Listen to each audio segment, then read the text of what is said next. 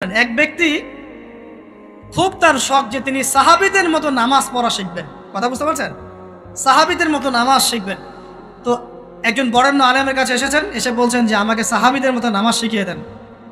তখন সেই আলেম আরেকজন আলেমের সন্ধান দিয়েছেন, যা তুমি তার কাছে যাও, তিনি শেখাবেন। তো সেই ব্যক্তি একটু অবাক হয়েছেন, কারণ যাকে প্রশ্ন করেছিলেন তিনি অনেক বড় মুহাদ্দিস, আর যার কাছে পাঠানো হচ্ছে তিনি অত বড় মুহাদ্দিস নন, কিন্তু আবেদ, আমল করেন। তাকে গিয়ে বলছেন উনি আমাকে পাঠিয়েছেন সাহাবীওয়ালা নামাজ শিখিয়ে দেন।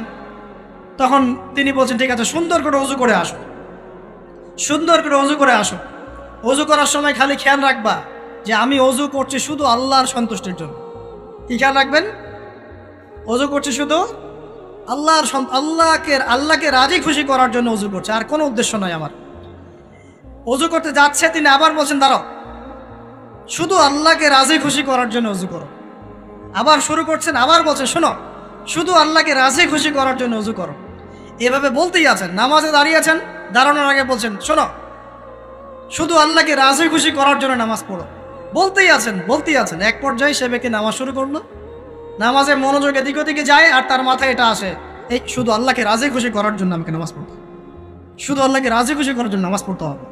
এই চিন্তা তার মনের মধ্যে ঘুরপাক খাচ্ছে। এভাবে নামাজটা সে শেষ করে চিন্তা করছে যে নামাজ তো পুরোপুরি মনোযোগ দিতে পারলাম না।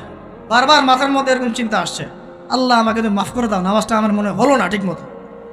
তখন সে ফিরে এসে তার সে ওস্তাদকে বলছেন, আমার তো নামাজ এরকম করে পড়লাম, কিন্তু শেষমেশ মনে হলো যে নামাজটা হয়তো কবুল হয় নাই। আল্লাহর কাছে খুব মাফ চাইলাম, আল্লাহ আমাকে মাফ করে দাও, নামাজটা মনে হলো না।